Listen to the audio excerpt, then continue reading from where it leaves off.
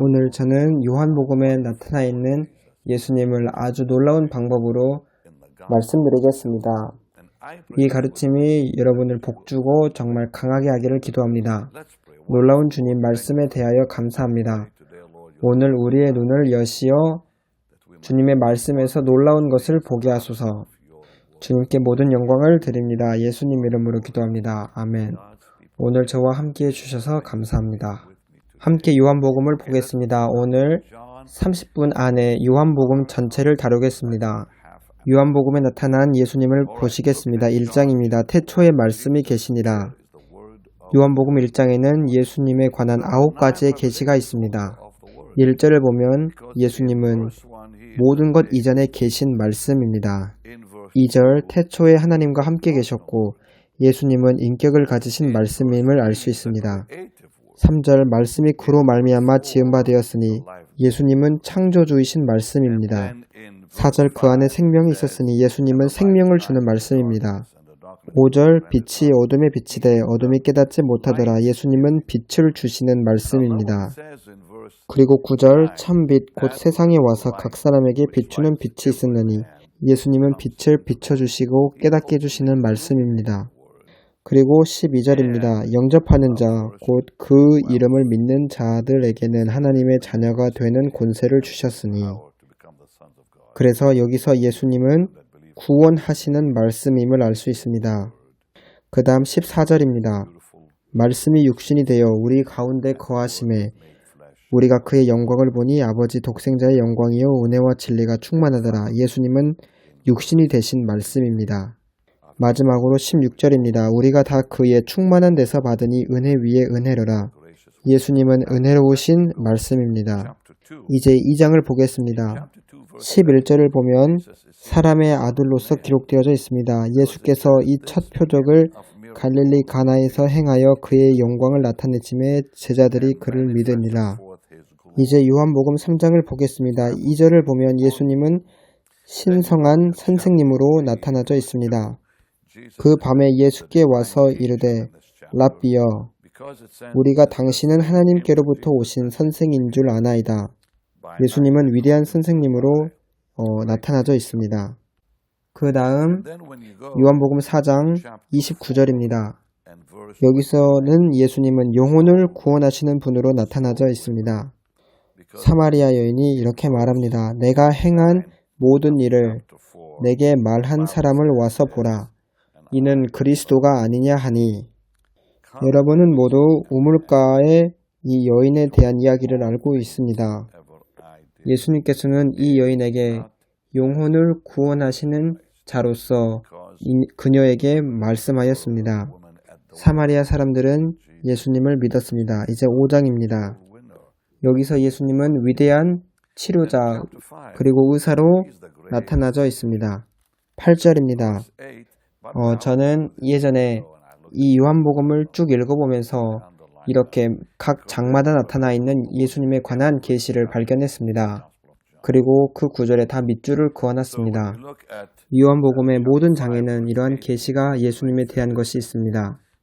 8절입니다. 예수님은 위대한 치료자로 나타나져 있습니다. 예수께서 이르시되 일어나 내 자리를 들고 걸어가라 하시니 그 사람이 곧 나아서 자리를 들고 걸어가니라. 복되신 예수님, 우리는 주님을 예배드립니다. 이제 요한복음 6장을 보겠습니다. 여기서는 생명의 떡으로 예수님은 나타나져 있습니다. 35절을 읽겠습니다. 예수께서 이르시되 나는 생명의 떡이니 내게 오는 자는 결코 줄이지 아니할 터이요 나를 믿는 자는 영원히 목마르지 아니하리라. 예수님은 우리가 필요로 하는 모든 것이 되십니다. 주님은 우리가 필요로 하는 모든 것입니다. 이제 우리는 요한복음 7장을 볼 것입니다. 요한복음 7장에서는 예수님은 생명의 물로 나타납니다.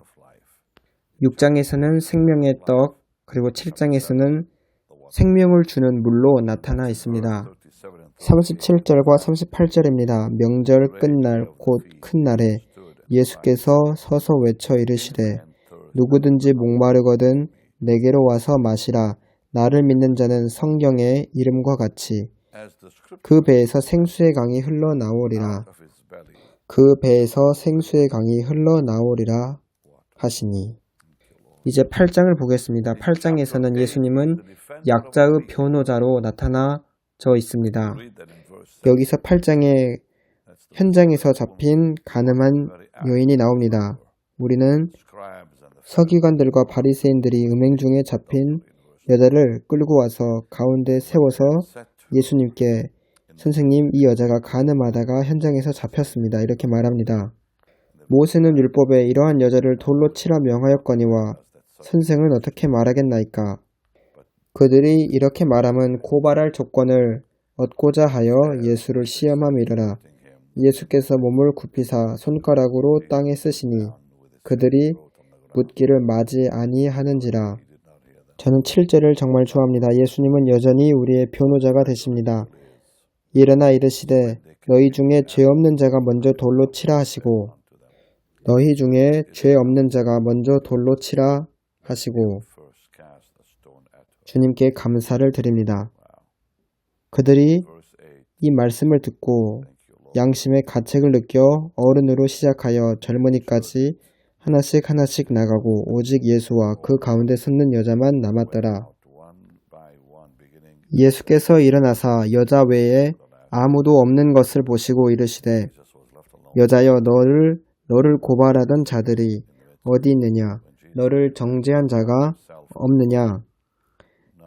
대답하되 주여 없나이다. 예수께서 이르시되 저는 이 말씀을 정말 사랑합니다. 나도 너를 정죄하지 아니하노니 가서 다시는 죄를 범하지 말라 하시니라. 이 예수님은 여전히 우리의 변호자가 되십니다. 예수님, 귀하신 예수님, 우리는 주님을 흠모하고 예배드립니다. 요한복음 9장은 예수님이 세상의 빛임을 말씀해 줍니다. 39절을 보겠습니다. 아주 아름다운 계시가 담겨 있습니다. 예수께서 이르시되 내가 심판하러 이 세상에 왔으니 보지 못하는 자들은 보게 하고 보는 자들은 맹인이 되게 하려 함이라 하시니 예수님께서는 세상의 빛이 되십니다. 그래서 보지 못하는 자들로 보게 하십니다. 제 10장입니다. 여러분도 짐작하시겠지만 예수님은 여기서 선한 목자로 나타내져 있습니다. 11절입니다. 나는 선한 목자라. 선한 목자는 양들을 위하여 목숨을 버리거니와. 이제 11장입니다. 11장을 보면 예수님은 부활이요 생명으로 계시되어져 있습니다. 25절입니다. 예수께서 이르시되 나는 부활이요 생명이니 나를 믿는 자는 죽어도 살겠고 무릇 살아서 나를 믿는 자는 영원히 죽지 아니하리니 이것을 내가 믿느냐. 제가 며칠 전에 콜로라도 스프링스에 있었습니다. 그곳에서 저는 사람들에게 예수님을 믿는 것이 무엇인가에 대해 나누었습니다. 예수님을 그냥 머리로 믿는 것이 아니라 마음으로 믿는 것은 정말 중요합니다. 많은 사람들이 머리로 나는 예수님이 나를 사랑하시는 것을 믿습니다. 예수님이 이 땅에 오신 것을 믿습니다. 십자가에서 죽으시고 부활하신 것을 믿습니다. 피를 흘리시고 또 심판하러 오시는 것을 믿습니다. 이렇게 믿지만 머리로 믿는 것은 그 사람을 변화시키지 못합니다.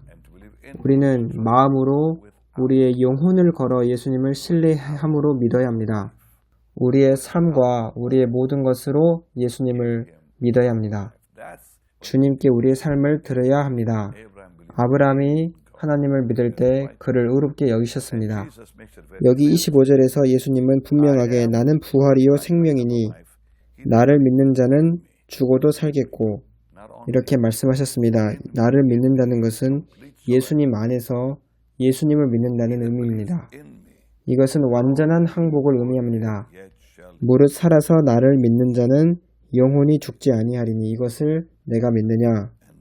아주 놀랐습니다. 그리고 이것은 하나님의 약속입니다. 우리는 완전히 예수님 안에 거해야 합니다. 기독교는 정말로 예수님 안에 거하는 것입니다. 우리가 해야 될 모든 것은 예수님 안에 거하는 것입니다. 우리 힘으로 노력하고 더 열심히 노력하는 것에 관한 것이 아닙니다. 주님께 항복하는 것에 관한 것입니다. 계속 주님 안에 거하고 주님과 계속 연결된 상태로 머물러야 합니다. 그리고 예수님과 계속 연합되어져 있어야 합니다. 이것이 예수님을 믿는 것의 의미입니다. 요한복음 12장을 보면 예수님은 왕으로 나타나 있습니다. 13절입니다. 종려나무 가지를 가지고 맞으러 나가 외치되 호산나 찬송하리로다 주의 이름으로 오시는 이 곧 이스라엘의 왕이시여 하더라. 그래서 요한복음 12장 13절을 보면 예수님은 왕으로 나타나 있음을 알 수 있습니다. 또 이제 13장을 보겠습니다. 여기서는 예수님이 종으로 그려져 있습니다. 성령님께서는 아주 놀랍게 예수님을 왕으로도 계시하시고 또 종으로도 계시하셨습니다. 여기에는 다 순서가 있다고 생각합니다. 먼저 예수님은 말씀이시고 그 다음에 사람의 아들이시고 이렇게 우리가 보았습니다. 다음에 생명의 떡이시고 또 생명의 물이심을 우리는 보았습니다. 이제 여기서 예수님은 왕이셨고 또 13장에서는 이제 종으로 나타나져 있습니다. 14절입니다. 내가 주와 또는 선생이 되어 너희 발을 씻었으니 너희도 서로 발을 씻어주는 것이 옳으니라. 예수님은 이렇게 발을 씻겨 주시기 전에 먼저 나는 섬기러 왔다고 말씀하셨습니다. 그리고 서로 섬겨주는 그 예시를 예수님께서 보여주시고 있습니다. 12장을 보면 사람들은 호산나 찬송하리로다 이렇게 말씀하면서 예수님을 이스라엘의 왕이라고 불렀습니다. 13장을 보면 예수님은 종의 모습을 가지셨습니다. 이제 14장입니다. 14장 16절입니다. 예수님은 우리의 보혜사이십니다. 위로자이십니다. 왜냐하면 내가 아버지께 구하겠으니 그가 또 다른 보혜사를 너희에게 주사 또 다른 보혜사라고 말씀하셨기 때문입니다. 이 말은 예수님이 첫 번째 보혜사 하시고 이제 다음으로 오시는 보혜사가 있는데 그분이 성령님이라는 것입니다. 예수님은 위로자이시고 그는 우리와 함께 영원히 거하십니다. 여기서 성령님을 말씀하고 있지만 예수님도 우리의 보혜사이십니다. 혹시 지금까지 살면서 예수님 안에 거하면서 하루도 안식을 발견하지 못하거나 또는 위로를 받지 못하거나 또는 깊게 심히 괴로워했던 날이 한 번이라도 있었습니까? 수고하고 무거운 짐진 자들아 다 내게로 오라. 내가 너희를 쉬게 하리라. 나는 마음이 온유하고 겸손하니 나의 멍에를 메고 내게 배우라. 그리하면 너희 마음이 쉼을 얻으리니. 지금 위로자를 찾고 계시는 분에게 말씀드립니다. 그분의 이름은 예수님입니다. 다른 사람이 아니라 예수님께 위로받을 수 있습니다. 캐서린 쿨만은 자기의 남편이 일찍 죽은 한 여자에 대해 이야기했습니다. 그 여자와 남자 모두 젊었었고 남편이 일찍 떠났습니다. 그러자 모든 이웃과 친구들이 와서 그녀를 위로하려고 했습니다. 하지만 그녀는 아무도 나를 제대로 이해해주고 위로해준 사람이 없었다고 했습니다. 오직 그녀는 예수님 안에서 자신의 위로를 발견했다고 말했습니다. 사람들은 고통을 당하는 사람들에게 와서 동정을 나타내고 그들과 함께 있어주려고 합니다. 하지만 그것이 정말로 당신을 위로해 줄 수 있습니까? 이러한 위로는 오래 가지 않습니다. 이 사람들이 가고 혼자 있게 되면 다시 고통이 계속 반복되고 찾아옵니다. 하지만 예수님은 우리에게 끊임없는 위로를 주십니다. 저는 어머니가 돌아가시고 매우 어머니를 그리워했습니다. 저는 어머니와 이야기를 매일 했습니다. 그러나 주님께서는 저에게 큰 확신과 또 평안과 위로를 주셨습니다. 왜냐하면 저희 어머니는 영광 중에 예수님과 함께 있다고 저를 확신시켜 주셨기 때문입니다. 15장을 보면 예수님은 참 포도나무임을 알 수 있습니다. 나는 참 포도나무요 내 아버지는 농부라. 무릇 내게 붙어 있어 열매를 맺지 아니하는 가지는 아버지께서 그것을 제거해 버리시고 무릇 열매를 맺는 가지는 더 열매를 맺게 하려 하여 그것을 깨끗하게 하시느니라. 예수님은 참 포도나무이십니다. 우리가 예수님 안에 그 포도나무 안에 거하는 한 우리를 통해 주님의 삶이 다른 사람들에게 보여질 것입니다. 이제 16장입니다. 여기서 예수님은 우리에게 성령님을 보내주시는 분으로 나타나 있습니다. 7절입니다. 그러면 내가 너희에게 실상을 말하노니 내가 떠나가는 것이 너희에게 유익이라. 내가 떠나가지 아니하면 보혜사가 너희에게로 오시지 아니할 것이요 가면 내가 그를 너희에게로 보내리니 그가 와서 죄에 대하여 의에 대하여 심판에 대하여 세상을 책망하시리라. 예수님은 성령님을 주시는 분입니다. 이제 16장을 넘겨 17장을 보겠습니다. 여기서 예수님은 위대한 중보기도자로서 나타나 있습니다. 히브리서 7장 25절에는 그러므로 자기를 힘입어 하나님께 나아가는 자들을 온전히 구원하실 수 있으니 이는 그가 항상 살아계셔서 그들을 위하여 간구하심이라 이렇게 말씀합니다. 우리는 마귀에게 절대 패배당할 수 없습니다. 9절입니다. 내가 그들을 위하여 비옵나니 내가 비옵는 것은 세상을 위함이 아니요 내게 주신 자들을 위함이니이다. 그들은 아버지의 것이로소이다. 예수님은 지금 여러분을 위해 기도하고 계십니다. 불신자나 세상을 위해 기도하고 계시는 것이 아닙니다.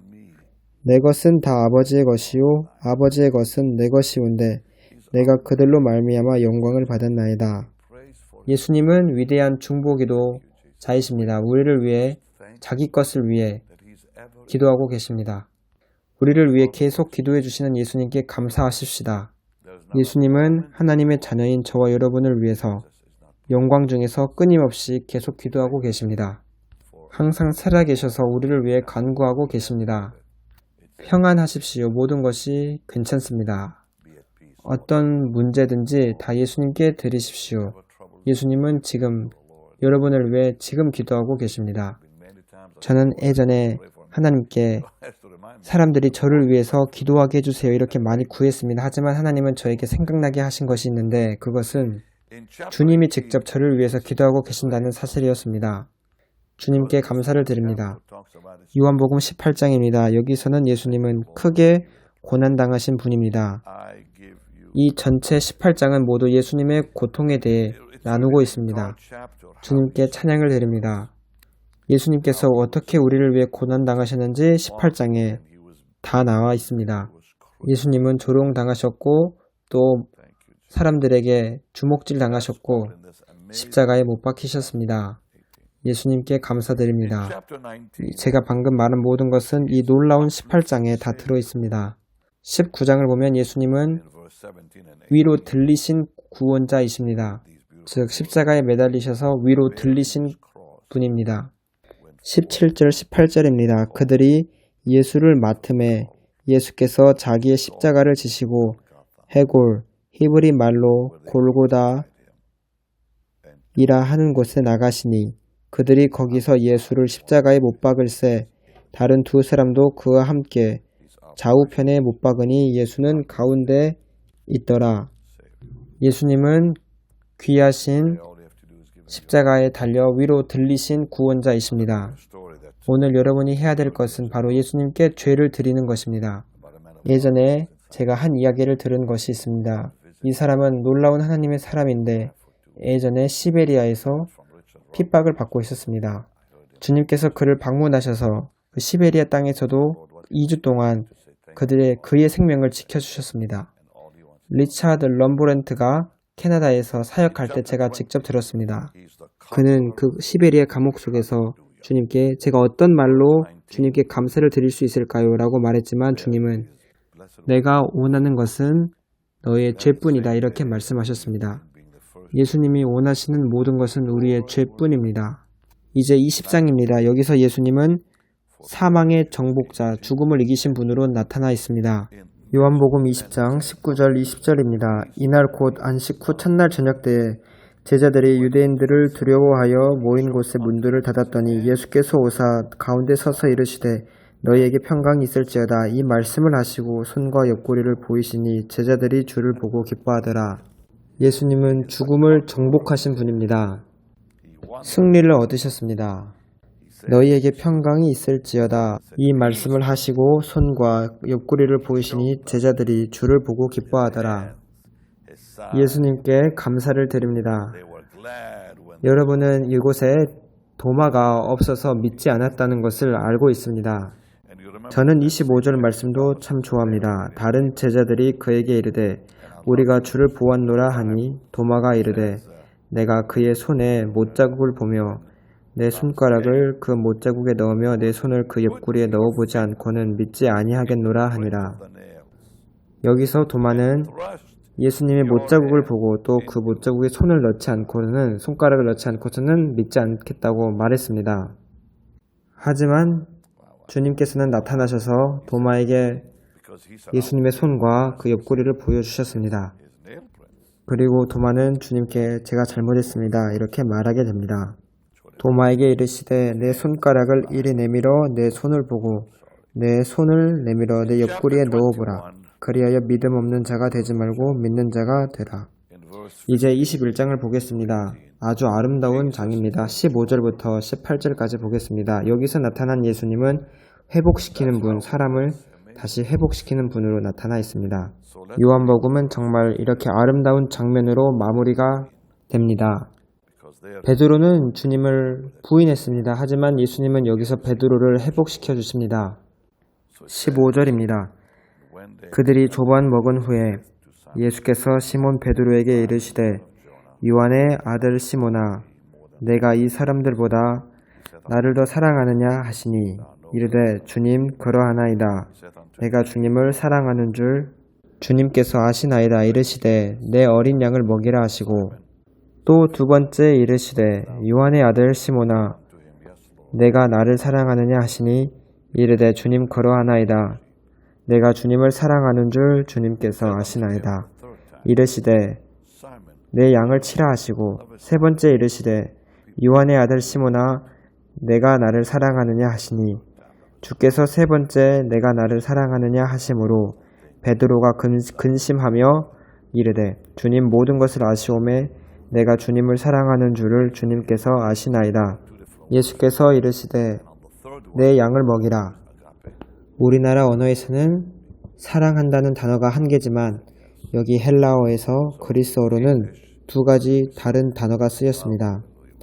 첫 번째와 두 번째 때는 예수님께서 아가페 사랑으로 물어보셨습니다. 그리고 세 번째 때는 필레오 사랑을 말씀하셨습니다. 친구로서 사랑하느냐 이렇게 말씀하셨습니다. 이 장면을 볼 때 우리는 예수님께서 어떻게 베드로를 회복시키셨는지 볼 수 있습니다. 왜냐하면 베드로는 예수님을 3번 부인했기 때문입니다. 이렇게 요한복음은 그리고 끝이 납니다. 요한복음은 처음에 생명의 말씀이신 예수님을 계시하고 마지막에는 사람을 회복시키는 분으로 마무리를 짓습니다. 그리고 주님은 여러분을 회복시키시길 원합니다. 예수님께서는 베드로가 자신을 3번 부인했음에도 예수님은 부활하시고 나서 그를 꾸짖지 않으셨습니다. 그 대신 내가 나를 사랑하느냐 이렇게 물어보셨습니다. 여기서 여러분은 베드로의 마음이 녹아진 것을 보고 그리고 주님께 책망받지 않았음을 정죄받지 않았음을 보았습니다. 그리고 예수님께서는 내 양을 먹이라 라고 하는 큰 사역을 맡기셨습니다. 베드로를 크게 신뢰하신 것입니다. 그리고 바울도 예수님께서는 그를 그 전에 했던 행실들, 즉 성도들을 잡고 핍박하고 신성 모독을 하게 하고 이런 일을 했던 바울도 신뢰하셔서 사역을 맡기셨습니다. 저는 여러분이 어떤 상황을 겪고 있는지 모르겠지만 주님께서 여러분도 회복시키시길 원하십니다. 다시 회복시켜 달라고 주님께 구하십시오. 여러분이 목사님이든 또는 기름 부음을 잃어버렸던 자든 사역을 그만두었든지 상관없습니다. 여러분이 다시 예수님께 구하면 여러분의 그 사역을 다시 회복시키실 것입니다. 하나님은 삼손도 회복시키셨습니다. 삼손의 삶의 마지막에 기름 부음이 다시 왔습니다. 그리고 베드로도 회복시키셨듯이 여러분도 회복시키실 것입니다.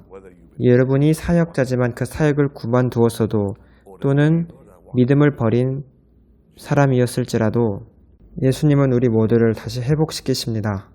예수님은 우리의 구세주이실 뿐 아니라 또 우리를 회복시키려 이 땅에 오셨습니다. 예수님은 분명히 두 번째 기회의 하나님이십니다. 베드로에게도 두 번째 기회를 주셨습니다. 삼손도 마찬가지고 다른 이들도 마찬가지입니다. 여러분이 주님을 위해 다시 살 수 있도록 두 번째 기회를 주님은 주십니다.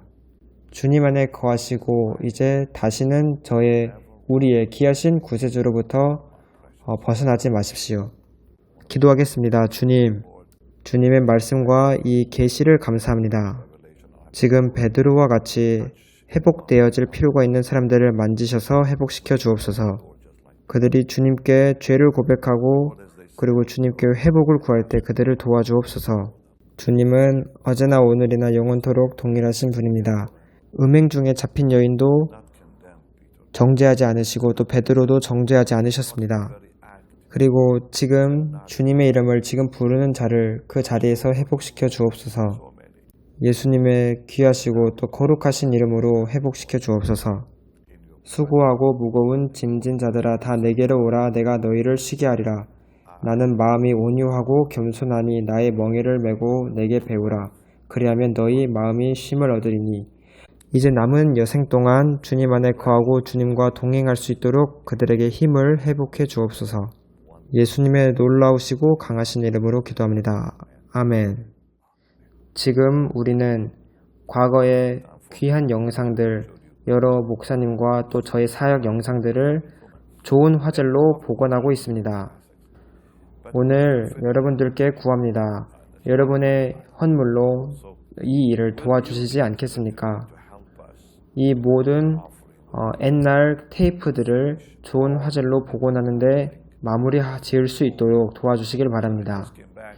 저는 최근에 콜로라도 스프링스에서 앤드류 오마크라는 하나님의 사람에게 교회에 가서 복음을 전했습니다. 그곳에 많은 청년들이 모였습니다. 그곳에 3,000명에서 4,000명 정도 모였는데 그 중에 절반은 젊은이였습니다. 제가 그 젊은이들을 보며 놀랐던 것은 그들의 얼굴에 정말 주님을 향한 굶주림과 갈망을 볼 수 있었기 때문입니다. 그리고 저의 자녀들이 하고 있는 지저스 이미지라는 사역도 80%가 청년들로 구성되어 있는데 그들의 얼굴에서도 주님을 향한 굶주림을 볼 수 있습니다. 이러한 젊은이들은 과거 캐서린 쿨만의 영상이나 저의 집회 영상을 볼 필요가 있습니다.